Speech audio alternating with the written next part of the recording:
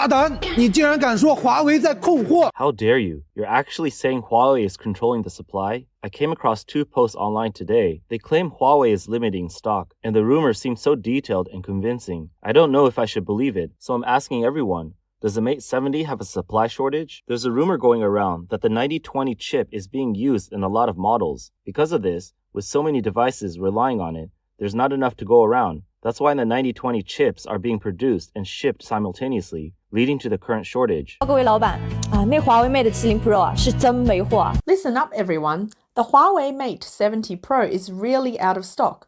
Who's saying Huawei is using hunger marketing? Even I can't get any stock. How could it be hunger marketing?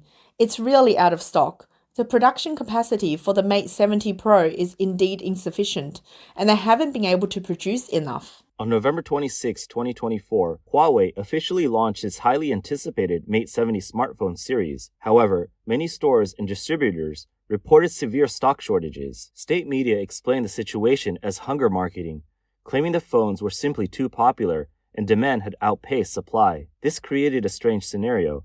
Huawei heavily promoted the Mate 70 as a high-end, value-packed device, yet after more than a month, the phones were still unavailable. But what about those who managed to buy the Mate 70? 我就想问问你们的华为手机卡不卡？ Let me ask, does your Huawei phone lag? I've had this phone for 3 months, the Huawei Mate 70 with 520 GB of storage. But when I scroll through Douyin, it can lag so badly that it completely freezes. No matter how much I tap, it doesn't respond. I could understand my old Mate 40 lagging since I've used it for 5 to 6 years and it had less storage. If an older phone lags, fine, but how can a brand new phone perform like this? And this is just from scrolling through Douyin. If I play games, would it crash entirely? Is it just my phone that lags, or does yours do the same? For loyal Huawei fans willing to pay the price, concerns are mounting. Distributors who know the market well have expressed frustration. They worry that as prices rise and quality declines, even modest sales will expose significant quality issues. Huawei's strategy of appealing to patriotism is becoming harder to sustain. Once the initial hype dies down and negative reviews emerge, it will become increasingly difficult to win back customers. Some distributors even let slip the real issue. Huawei is short on chips and can't produce enough phones. In October 2024, Huawei phones blacklisted by the US were found to have secretly included advanced chips from TSMC. TSMC later revealed it had identified a suspected shell company in China that had funneled its advanced chips to Huawei. The company immediately halted shipments to the client and launched an investigation. Both the US and Taiwanese governments were notified, but TSMC did not disclose the company's name at the time. Reports indicated that the shell company, which violated regulations, could face significant financial losses. Its prepaid orders might be confiscated, and all ordered wafers had already been destroyed by TSMC. On January 15th, 1 week before leaving office, former US President Joe Biden delivered a final blow to the CCP by introducing the strictest AI chip restrictions in history. According to the US federal announcement, 14 Chinese companies and 2 Singapore-based firms were added to the Commerce Department's entity list. Among them was the Chinese company SOFCO, which TSMC has stopped supplying in October 2024. The company, SOFCO, identified as a shell company, was the one TSMC stopped supplying chips to in October 2024. Among the 2 Singaporean companies added to the U.S. Commerce Department's entity list, one is also reportedly connected to Huawei. According to the South China Morning Post, this company, named PowerAir, has been in operation for less than 6 months. It lacks an official website, and its activities are strikingly similar to SOFCO, which previously procured chips for Huawei. Reports reveal that PowerAir operates out of Singapore's Luxury One Raffles Place building. However, no contact information, email address, or public records are available. After investigations, TSMC recently terminated its business relationship with PowerAir. Additionally, the U.S. Department of Commerce added several companies believed to be a part of Huawei's shadow network to the entity list. On January 18th, senior Republicans on the House Select Committee on Strategic Competition between the U.S. and the Chinese Communist Party raised concerns about buy-sells. They described it as a Chinese telecom hardware manufacturer founded by individuals closely tied to Huawei who are under heavy sanctions. Buy-sells equipment operates in every U.S. state and requires strict government scrutiny. According to a Reuters report on January 16, BuyCells has provided base stations and routers for over 700 networks across the U.S., including locations near military facilities. The Cybersecurity and Infrastructure Security Agency flagged its firmware for network vulnerabilities. BuyCells is currently under investigation by the FBI and the Commerce Department over national security concerns. Huawei is also facing increased scrutiny for secret investment projects in the U.S., allegedly aimed at technology theft. Previous reports reveal that Huawei, blacklisted by the U.S. government, has secretly funded high-tech research in recent years. One method involved working through an independent foundation based in Washington, which acted as an intermediary.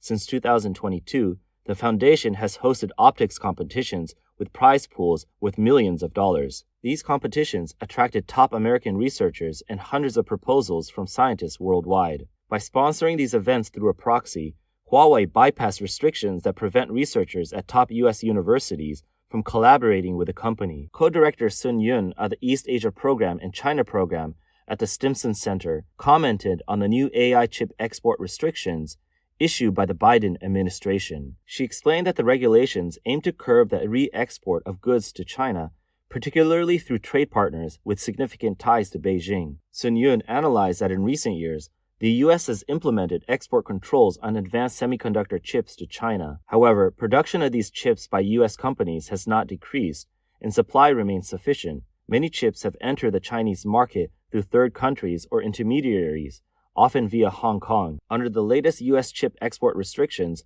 Hong Kong and Macau are now included in the third-tier control list. She said, "I believe the Biden administration took this issue into account when crafting the new AI chip restrictions." Sun also noted that the CCP has invested heavily in developing advanced AI technology. Internationally, it aims to outpace the U.S. and its allies strategically. Domestically, the CCP seeks to use AI for new surveillance and control methods to strengthen its authoritarian governance. The regime then plans to export this model globally, challenging Western systems. Sun stated, "This is not just a U.S.-China tech competition, it's a battle of governance models and values." Before leaving office, the Biden administration delivered a decisive blow to Huawei and other Chinese tech companies focused on exporting surveillance technologies. This action highlights bipartisan agreement in the U.S. on addressing the issue. Some commentators from China have expressed that Huawei's declining quality and rising prices are now clear. According to these accounts, Huawei has spent 20 years attempting to develop its chips, but has made little progress. It relies on chips produced by SMIC,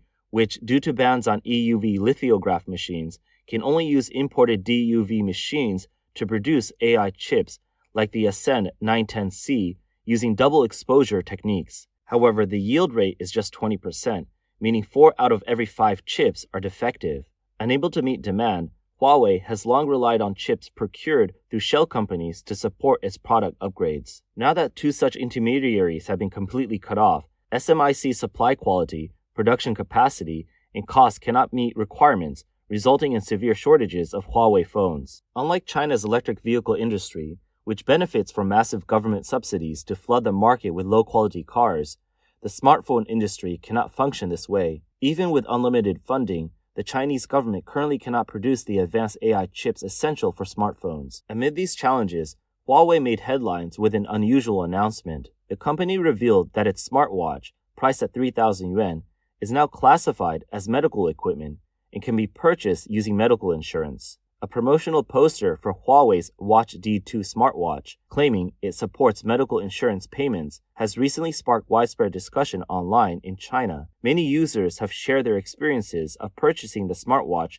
using their medical insurance accounts. On January 17, the Guangdong Provincial Healthcare Security Administration confirmed to Chinese media that the Huawei watch is classified as a Class 2 medical device and falls within the scope of personal medical insurance accounts. When a reporter contacted Huawei's official flagship store in Taobao, customer service responded that the store does not support medical insurance payments. However, a staff member at the pharmacy in Guangzhou stated that the watch could indeed be purchased using personal medical insurance accounts, as it is categorized as a Class 2 medical device. The buyer must activate the watch on site using a smartphone app, and the account must be from Guangdong province. The news reached X, where it was met with ridicule. Is Huawei really done for? They've completely lost their dignity. This is what you call top-level connections, As a party-backed company, they don't even bother hiding it anymore.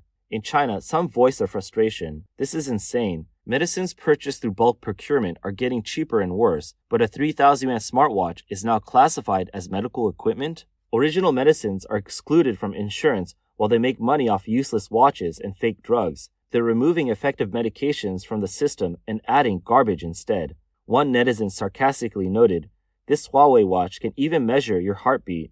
Their imagination is truly leading the way."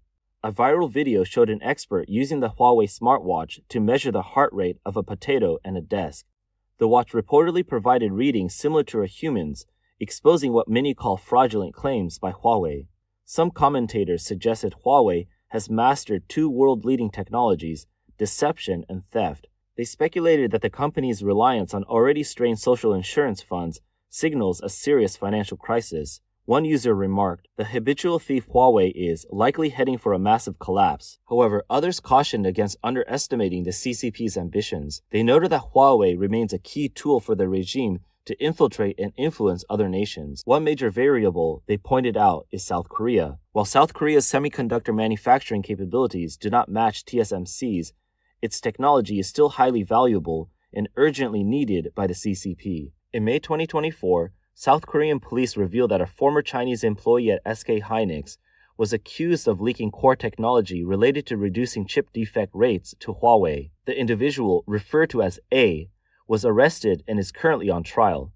This case is one of several incidents involving the transfer of South Korean semiconductor technology to Chinese companies. In September 2024, South Korean authorities arrested two former Samsung executives on charges of industrial espionage. The arrest shocked many as the two were accused of participating in a meticulously planned operation to replicate an entire semiconductor manufacturing facility in China. The two suspects identified in the case were only disclosed by their last names, Choi and Oh. They are accused of stealing $3.2 billion worth of semiconductor technology from Samsung. Reports allege that they collaborated with Chinese officials to establish a joint venture called Chengdu Shenzhen Technology, which planned to use Samsung's advanced chip manufacturing processes to build a factory. An anonymous source from China stated that South Korea's recent crackdowns on Chinese espionage have angered Beijing's leadership and cornered the CCP.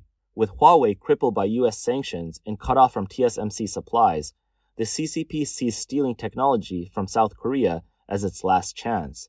If South Korea closes this loophole, Huawei and other Chinese high-tech companies could collapse. For this reason, the CCP views South Korean President Yoon Suk-yeol, known for his strong anti-communist stance, as a major obstacle. Recent political unrest in South Korea has been attributed to CCP-backed opposition parties and infiltrated armed operatives. Analysts believe the CCP sees this as a rehearsal for a potential takeover of Taiwan. On January 18th, a video uploaded to X showed large crowds gathering outside the Seoul Western District Court, demanding the withdrawal of what they called an unlawful arrest warrant against President Yoon.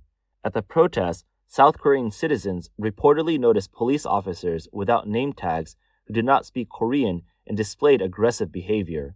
Many suspected these individuals were Chinese police collaborating with South Korean authorities and using violence against demonstrators. And what's extremely disturbing, numerous reports that there are numerous reports suggesting that the CCP special forces may have been airlifted to South Korea, disguised as special police. This mirrors the CCP's approach in suppressing Hong Kong, essentially a repeat of what happened there. I've directly alerted someone in Trump's office about this, and it's now on their radar. Let's pray the Trump effect kicks in immediately to crush this communist coup against one of our closest allies in the world.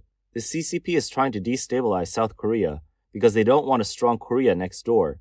They want to weaken and fragment it. Right now, the CCP is betting on the US being distracted, hoping America isn't paying attention. Not many Americans understand the situation in Korea.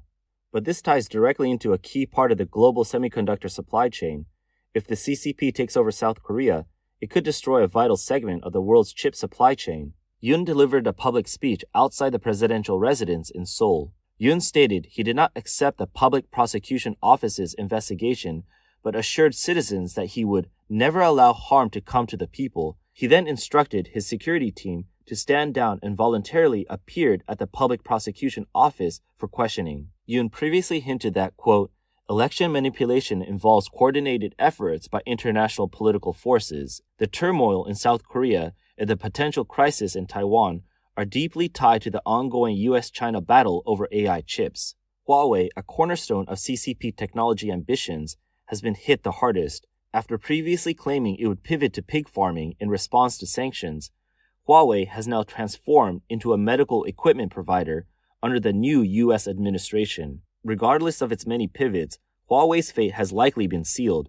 With all avenues blocked, the company is running out of options.